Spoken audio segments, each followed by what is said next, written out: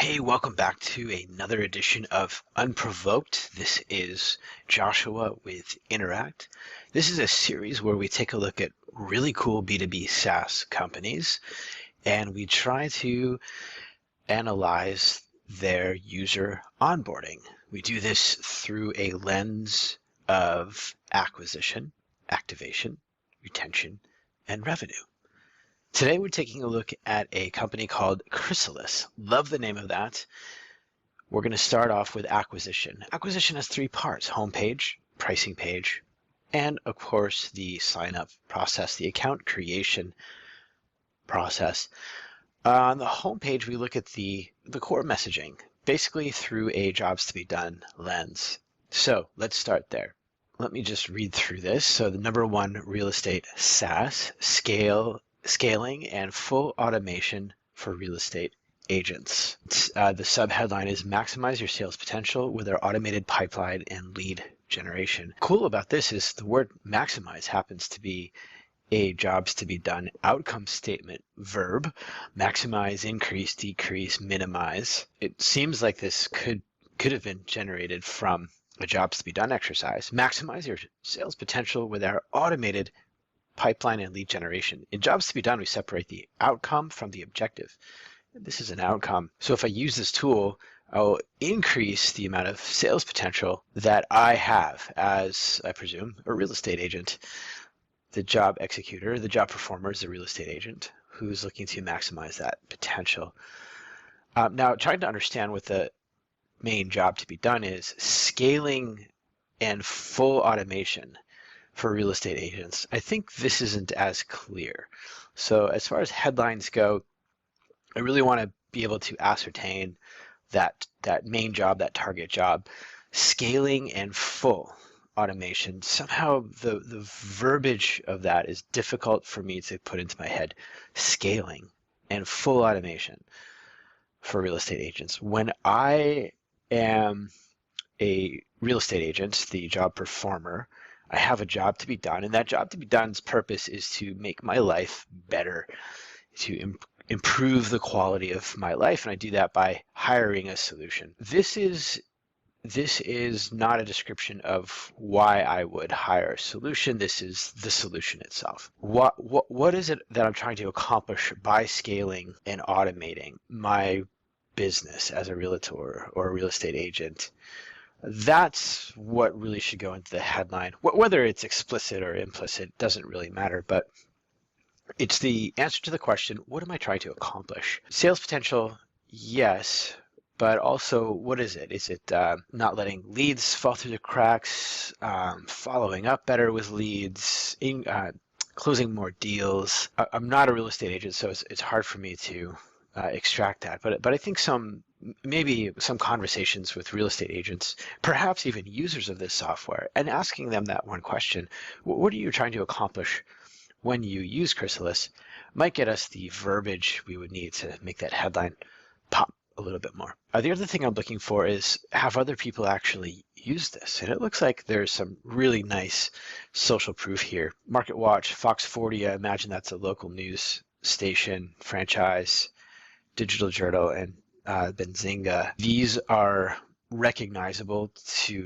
for the most part, so it looks like there's other people using this. Also looking for imagery. So imagery that tells me what the job to be done is. Now, I'm not a huge fan of video on home pages, but I think when they come down the page and help explain things, like you get a dashboard, you get some kind of social media thing, and then a mobile version. Whoa, okay, I did not see these arrows.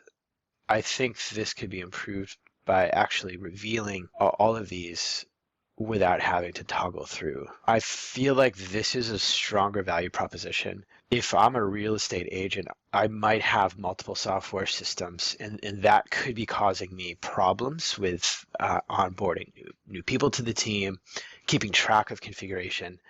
These feel like more compelling statements of value than what is currently above the fold right now.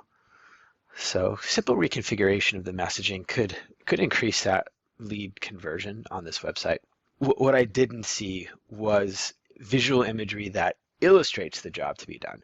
I saw these videos, and the whole experience of these features was a little bit too distracting for me to click. I'm not going to click into 8 different videos or however many it is. As cool as they might be, it's probably not something I'm going to do. I want a very simple illustration of the job to be done, or the reason why I would hire this solution.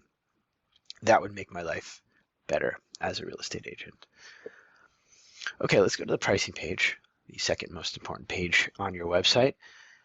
And a couple of things here. One, I see that when I open the page for the first time, monthly billing is toggled. It's usually a good idea to keep the annual billing the first toggle, the default toggle, because after all, it's nice to have that cash up front. And I could always go into the monthly billing and then upgrade later, hopefully. So I want that first toggle to be annual. What I'm looking for in a pricing page are a couple of things.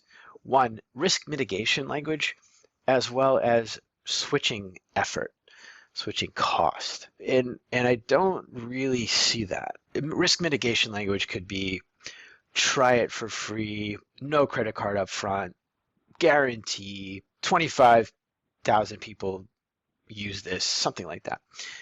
Switching cost is another thing. Is if I get started, is this going to take 40 hours to get set up? How hard is this to start using? That's something I'm very concerned about when I use new software. Yes, it is simple and straightforward pricing, but I can see that for myself. I don't think this is sort of an opportunity here to reinforce the job to be done rather than just tell me what I can plainly see with my eyes. Okay.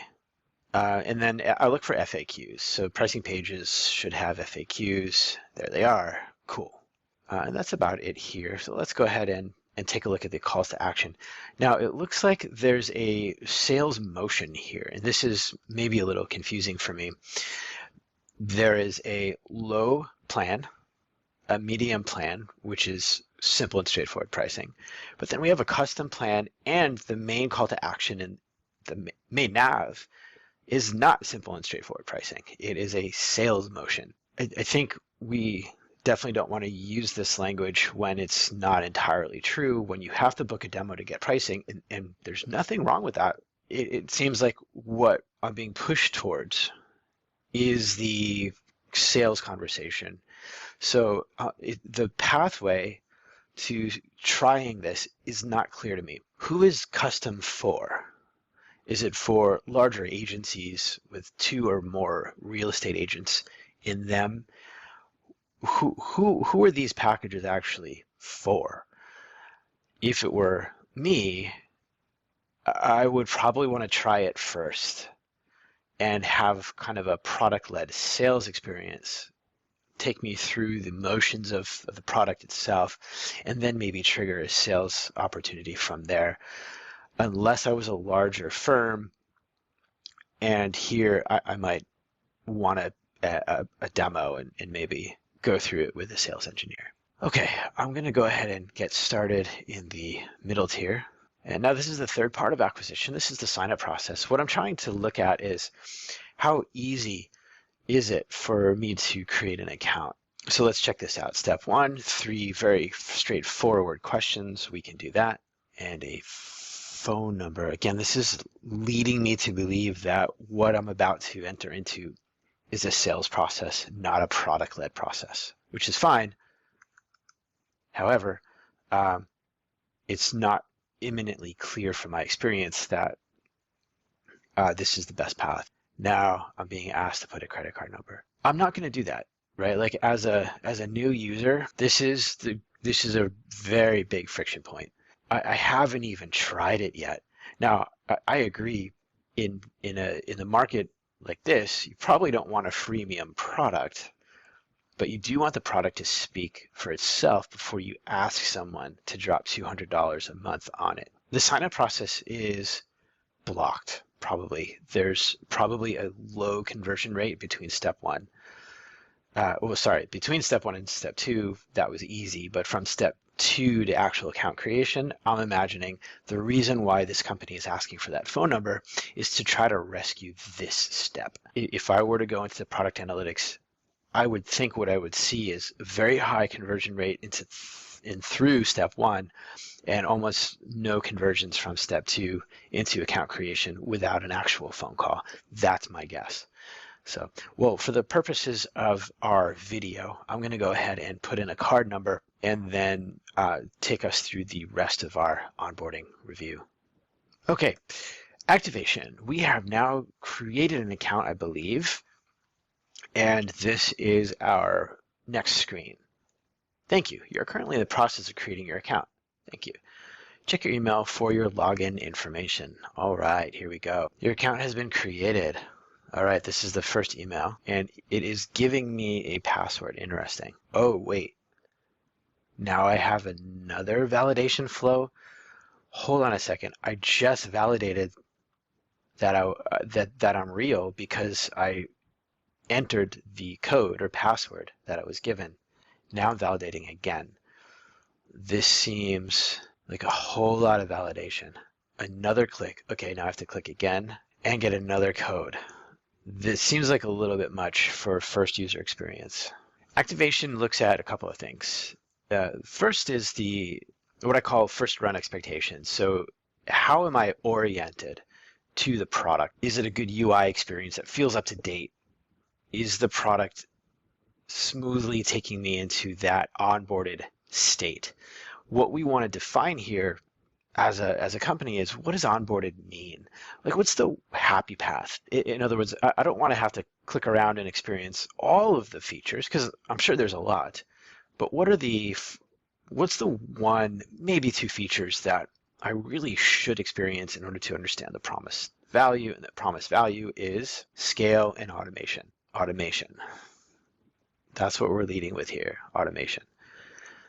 I am not oriented to this product. I am overwhelmed with an empty dashboard. And I think it would really help to, I'm not going to say have an in-app walkthrough, but I think perhaps expectations of what it would feel like to be onboarded and the path to get there would be very helpful. We have it looks like a get started button. Whatever this is should probably be the first thing I see. So now we're looking like a checklist here. This is good. I'm not sure why it defaulted to home.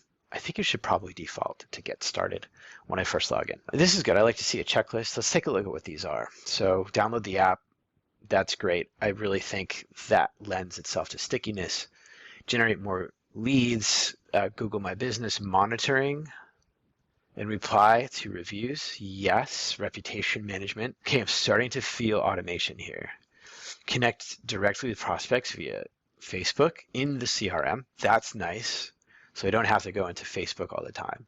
And then generate leads from your website by connecting web chat. And I get a chat widget. I did not know I get that. Though, of course, I didn't spend too much time here. I did not see chat widget. Okay, chatmate. I didn't know what that was. If this was, okay, so let me reframe what I'm hearing. The mobile app is important. The integrating into Google My Business is important. Facebook chatting is important, and on-page chatting or a chat bot on your website is important.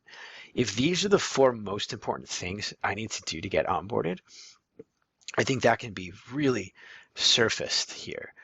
Even putting them into that sub headline, making this headline a little bit more jobs oriented, and then saying chat bots, Facebook interactions, and Google reputation managed all under one roof. And that's exactly what I'm going to do when I first get in here. Okay, welcome emails. Let's take a look at how I'm being welcomed. I would say that the welcome experience via email was very transactional. I'm not building a personal relationship with this company. I'm given a password. Okay, I can deal with that. But everything that I'm getting from the company is very transactional. I would really like to know the story of the founder or the current CEO and to be welcomed by that person. I think that there's a missing opportunity here to build relationship. And I think there's oftentimes with B2B SaaS in particular, we forget that we're selling to other humans and it's okay to be human with your product. there's a relationship you're building here. Let's take a look at retention. So within retention, I look at a couple of things. One is product adoption. The second are bumper emails. We're not going to have time for bumper emails today. But product adoption tells me things like, can I see myself using this product on a regular basis as part of my daily routine or weekly workflow? How hard is it going to be to get the rest of my team in here that this becomes our home base or the place we go to manage the business? And it looks like it really has the features I need to manage a real estate business. I've got inbox, so interactions from leads that are coming in, calendars of events. Hopefully there's integration with my Google Calendar. It is not loading. I don't know if this is a bug or it's just slow. CRM, opportunity management, marketing. Now, the other thing that's interesting is automation, again, was in the headline. Full automation. Why is it the fifth thing in? It seems like what I would want to do is start automating pretty soon. And then reputation management. Again, because of getting started, I would imagine reputation management is really high within use. So I'd be curious to take a look at product analytics here and see exactly which features are used more than others and rearrange the navigation to accommodate that. And then reporting. So yeah, is it integrated into a workflow? I think so. I like that this reporting has sample data. Not always a fan of sample data, but I think in this case, this looks pretty tasteful to me because I'm caring about impressions, clicks, and conversions. And then finally is revenue. Now, I have already given my credit card to this company. And I think that if we were to switch that up so a credit card was not provided in the beginning, you would probably need to make some UI adjustments, like a 10-day timer. I know this is a 10-day trial. I'd like to see I have 10 days left, 9 days left, 8 days left somewhere. And then if I'm hitting my head on certain features, which it seems like there are some limitations within the different levels, email marketing templates, maybe I don't have access to, but I do have access to them, I guess because I signed up for the middle level. If someone signed up for the lower level, how would they know that they have to upgrade to a higher level in order to access these templates? Curious about integrations. Integrations often have a lot to do with retention. I think that these are appropriate integrations. I'm not going to go ahead and turn them on right now. Labs. Okay, so here's what my plan is, and I can modify my subscription and upgrade. Okay, interesting. So there's actually a third higher tier, which is not custom, but actually published here, which is almost $3,500 a month. So I think maybe this company is experimenting with taking off that price and leaving on the two lower tiers. But I will say, having a high price on a pricing page, which is called the red herring technique. So if this said $3,500 a month, and then the other ones were like $200 a month, it makes $200 a month seem really cheap. I'd be curious to do an A/B test and see if publishing that higher tier on the website could actually increase conversions into this mid-tier here. All right, overall, I think it's a really good product. I think some minor tweaks could be delaying that payment method until later and really focusing on that product qualified lead before asking for the sale, especially for this market overall. And then also making the email communications a little bit more personal so that you're building relationship with your user. And then finally, that initial login experience was not so smooth because I was given a password and logged in, but then I also had to verify my email address, which I just did by putting in a password that I was provided. And I think that second step could either be eliminated or you ask the user to provide their own password and leave that second step. But doing both is just not necessary. It does not increase security. All right, that's it for Chrysalis. Thank you all for listening. I hope some of these tips are helpful for you and your SaaS business. There's a lot to like here with this flow, and there's lessons to be learned as well that can make it even better. Thank you for tuning in. See you next time for another edition of Unprovoked. And if you would like to agree or disagree with any of recommendations or analysis that I provided, feel free to post a comment below. Cheers.